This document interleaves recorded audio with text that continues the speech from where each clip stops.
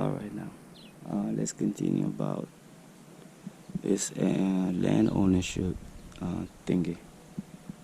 So, as I was saying, as a foreigner, you cannot, you cannot own land in this country. So, if you are not a citizen of this country, it's impossible for you to own land legally. And I also said that the government in this country doesn't own any land. Land is owned by tribes. Way before uh, uh, colonialism, so way before um,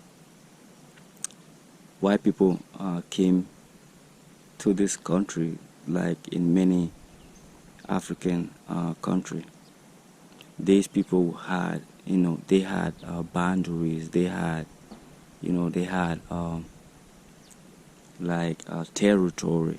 So each tribe claimed a territory, and it was like that. It's always been that way before the white man came and divided them further and gave them the impression that those so-called government people make rules and regulation as far as land ownership is concerned. But the good thing about the people living in this country is they didn't want to hear that. Most tribes kept their land. They didn't want to hear it. They didn't want to hear it. They were ready to fight. They fought to keep their land. So most of the land in this country is owned by tribes. The government don't own anything. The government has to beg to run a highway on anybody's land.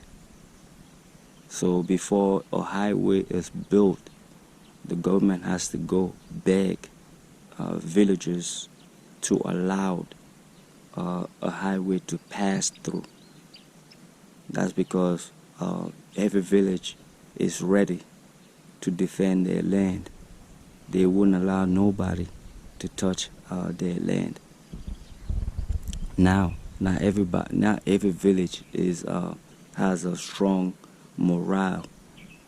There's a lot of corruption in some villages. There's a lot of corruption, but some villages are proud of who they are and they don't play with their land, because they seen their ancestor die fighting to preserve those piece of real estate. So most villages are proud of who they are, and they wouldn't sell you. They wouldn't sell any land. They wouldn't give up their land. Now, the way I got land is, I told you I've been coming here for the past 7 years, and I got acquainted with a village, and that village adopted me like their own. I was able to build trust, and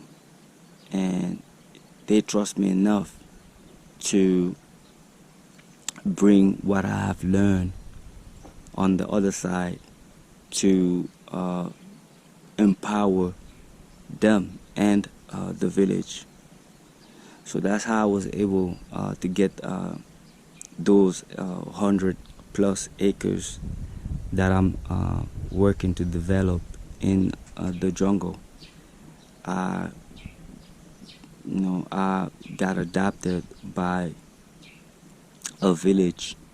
The shift, everybody in the village recognized me as one of them, and that's how I was given land.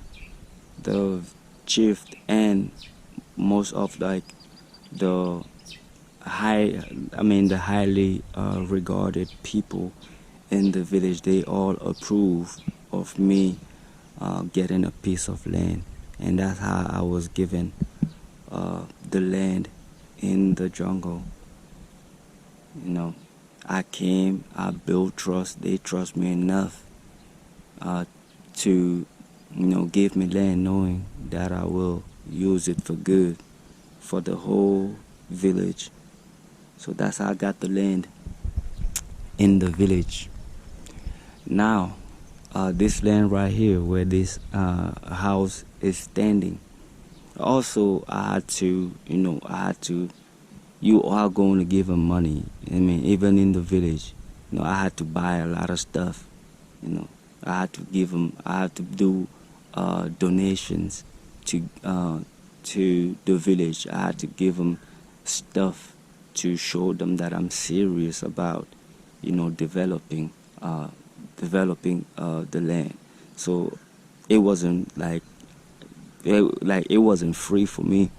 Like I did spend some money to acquire all that piece of real estate that I did in the jungle. So I spent some money. Like it wasn't like, here, take it. Nah, I had to feed the whole village. I had to buy stuff. I had to do stuff to show them that I'm serious about developing for all of us to benefits. So that's how I was able to get that land. So I got approved by the chief and all the highly ranked people in the village, and everybody in the village respect that piece of real estate, that piece of land is mine, and no one has ever bothered me since. And ever since I've been working on that land, nobody has ever bothered me. People know that piece right there is mine, and they leave me alone. They help me when they can. Now, this piece of land here, where I am building this small villa, this I bought with money, like up front. Like I bought it, and like the way it worked, this city, before it was a city, it was like a village. It was like it was a territory of a tribe. It was a tribe that had lots of land. And when the government came up with the idea of making this place a city, they came and spoke to the chief and the villagers, and the villagers agreed. Like I said, some villagers are so proud they wouldn't do it. They wouldn't allow any city to be built on their land. But some villagers are a little corrupted in the brain. They came to them, told them about how they were going to build a great city. Their land, it was going to look fly, and then they were going to get money for that in return. They gave them they made a pitch, and they bought it. The villagers bought it. So the government people came through, gave them a pitch, and they bought it. They agreed with it. Since they had a lot of land, what they did is they surrendered a lot of their land, and this whole city is built on their land. So now the way it happened is, once you agree that you would allow the government to start building infrastructures, like government infrastructures. So the way it works is, the government comes in, starts building infrastructures like hospital, police station, city hall, what else? Everything that's government, city hall, hospital, and then factories start to come in. Once factories come in, people start moving in, and that's where um, all the game is played when citizens from other tribe, people from other tribe, from other villages start coming pouring in to this new El Dorado because of coming to work on factories and stuff like that. Then the locals, the people who were indigenous to this land where I'm standing, they started selling lands to individual. Like, give me this, I'll give you this much land. So that's how the whole business of selling land started. But like I said, not every tribe is like that. Most tribes are jealous with their land. They wouldn't give it up for nothing. Most tribe precious their land because their ancestor are buried in their land, and they wouldn't sell it to nobody, and they are ready to defend the land with with all means necessary, and the government knows that. So when the government goes to a village and make a pitch and the village is like, no, we're not selling, the government understands to back off, because if they don't, the village would go by any means necessary to keep their land, because of the ancestor being buried on the land is not a playing matter. So that's how I bought this piece of land, because the government came in, started building government building, and then factories started moving in. And once those factories got in, people started, like people from who were not indigenous to this land started pouring in, and that's how land started to be sold. So this piece of land was it came from, like, this must be, I don't know what generation this is. The man who sold me this land, he had some financial issues and that he wanted to solve, and he was willing to sell this piece of land. So I came in and I bought it. I'm not going to tell you on the internet how I did the paperwork so this lands belongs to me and my children when I'm gone. I'm not going to tell you that on the internet, but all you need to know is that it's doable. The land over in the forest, I got a written statement from the chief of the village and all the higher people in the village.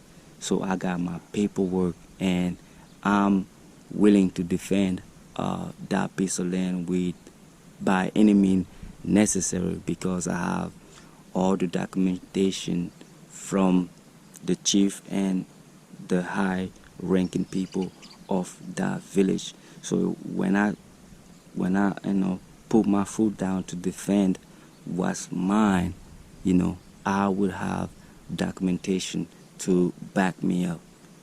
As far as over there in the jungle is concerned, and over here, like, once you have those documentation, because we are human beings, and from time to time somebody's going to try to push you.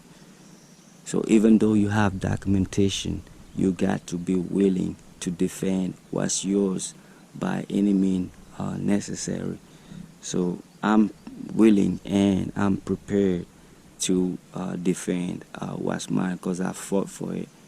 I worked for it, and I'm going to defend it, and I'm going to teach my children how to defend what is going to be theirs when I'm gone. So that's how land is owned out here. And a lot of other village, like people, like white people and the Chinese people, for the most part, like I said, some villages are corrupt. the Chinaman comes in and trick them with trinkets and stuff. Same thing with white people. They come and trick them with trinkets. But not everybody is willing to sell their land, because for most people, land is precious. Like, share, and subscribe. I'll see you on the next one. Peace.